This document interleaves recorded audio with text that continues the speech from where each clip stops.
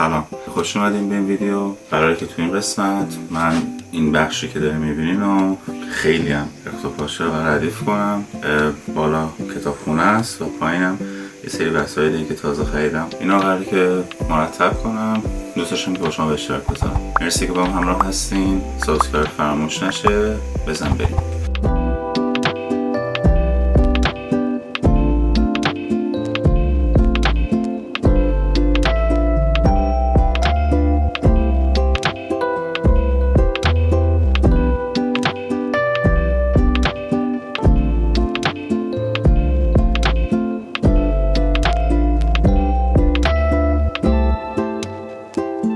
پد کیبورد موس هولدر گردنیه، یه موس گرفتنی که قدیمیه که خودم ازش استفاده میکردم، الان عوض کردم ولی خب نگهش داشتم. اینو SSDه، یه تلفن قدیمی وینتیجی، چراغ مطالعه هم، دوتا استیکر و اینم لنزی که دارم استفاده میکنم 35 سیگما.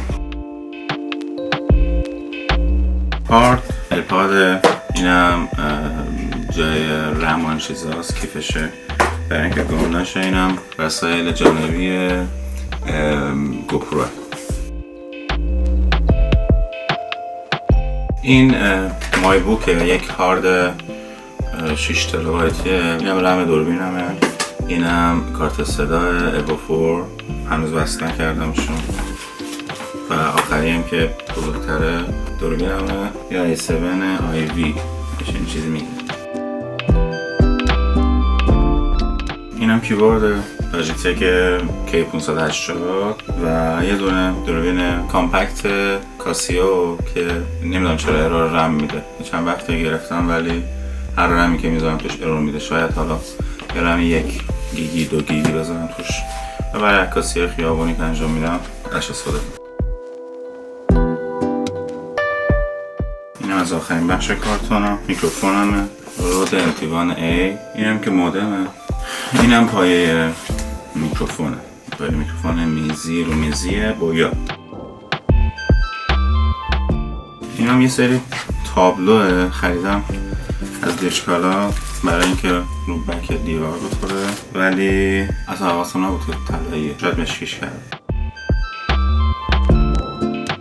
این دوتا CD قدیمیه، صرفا چون دوستشون دارم. این تابلو هم خیلی بزرگه، روش یه سری برنامه‌ریزی ها رو انجام میدم و خب خیلی وقت ازش استفاده نکردم. نمیدونم قرار باشه. اینا یه سری از طرح‌های خودم که تابلوشون کردم، ولی خب قراره که همه این تابلوها عوض شه طرح‌هاشون. بریم سراغ ردیف کردن کشوها.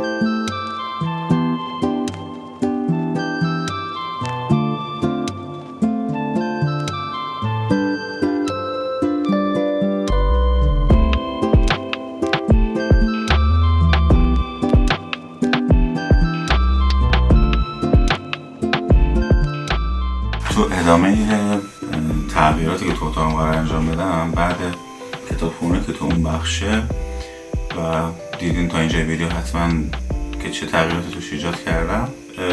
قراره که این دیوار پشت که خیلی خالیه رو پر تابلو قاب عکس ها کنم و خیلی چند وقت داشتم فکر میکنم که چیکار کنم، قاب عکس ها رو چی بذارم. خودم یه سری تولیدات گرافیکی انجام بدم بذارم یا دستساز درستش کنم یا هر چیزی که تو ردیف کردن کتابخونه به یه چیزی مواجه شدم. اونم آلبوم قدیمی پدرم که خیلی قدیمیه. این آلبوم انقدر قدیمی بود که یه سری از عکس‌ها تو مرور زمان به علت رطوبت و فلان و چیزا رنگ‌ها و بافت‌های رنگیشون با هم تلفیق شد و عکس‌ها داشت از بین میرفت. به خاطر همین گفتم که این عکس‌ها رو جدا کنم از آلبوم و خیلی کار سختی بود. چون از آلبوم چسبی‌ها بود و چسبیده بود اون کاغذه و مجبور شدم هر ورق رو باز کنم جدا، عکس‌ها رو جدا بگیرم. اول دوست داشتم که خیلی شکل کادر داشته باشه و فلان اینا تو قاب عکس‌های اندازه خودش بره.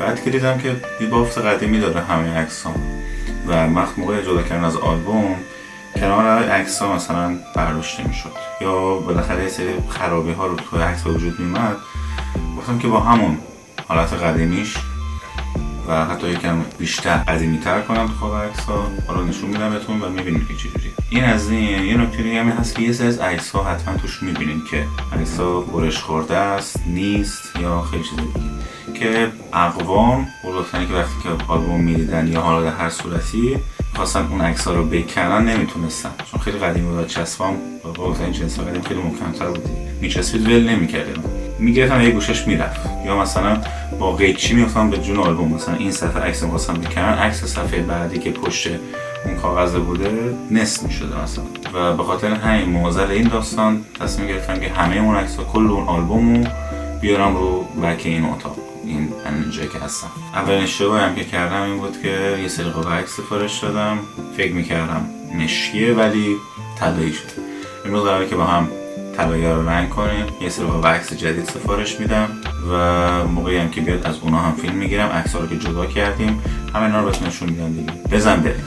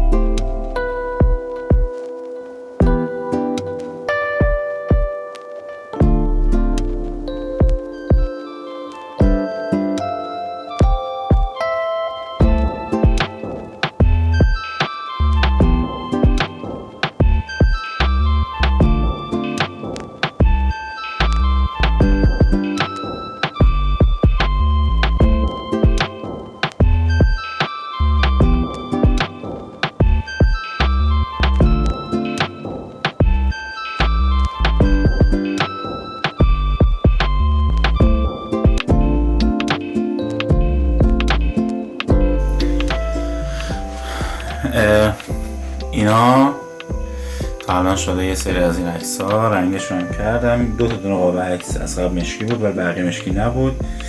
چیزی که الان متوجه شدم که خب خدا شکر همشون یک رنگ شد، چون اکریلیک بود و اینا رنگاشون خوب شد.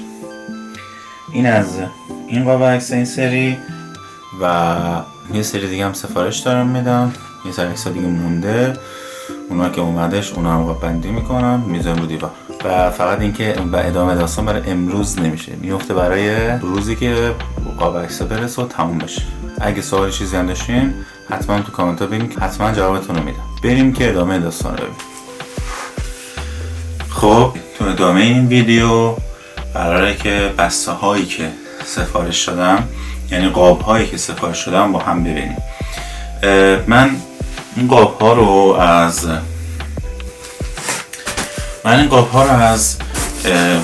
ایزی فریم، سایت ایزی فریم همونجوری که داریم میبینیم سفارش دادم. قبل از اون قاب های دیگه ما از دیجیکالا و جای مختلف میگرفتم.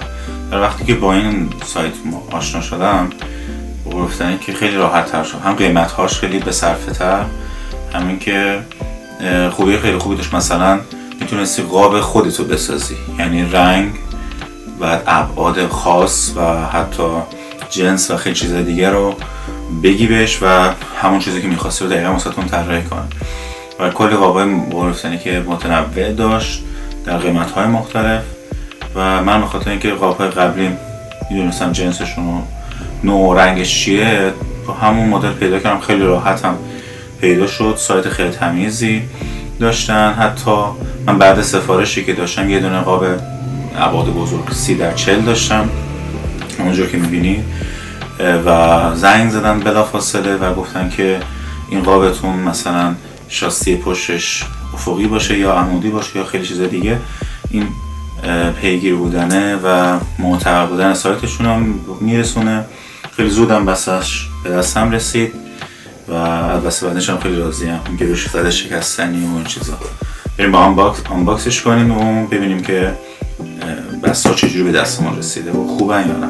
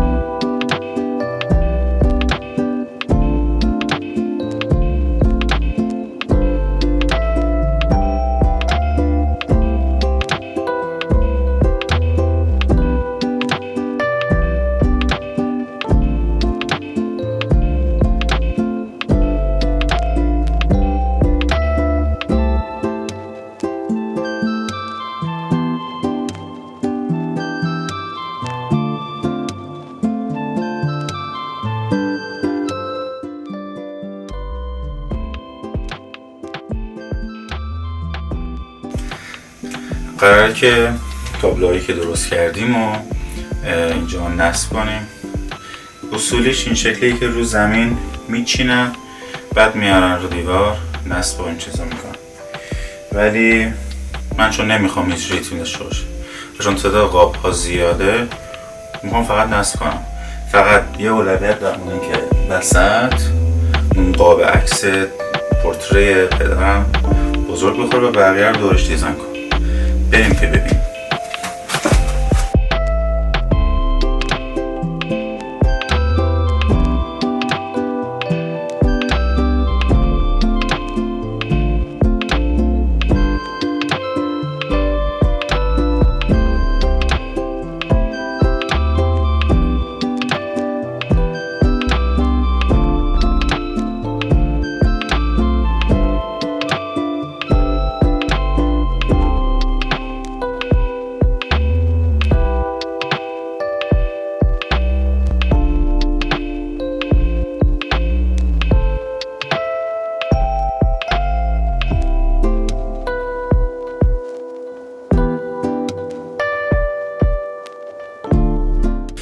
خب خیلی خوشحال شدم که در اینجا ویدیو با هم همراه بودین.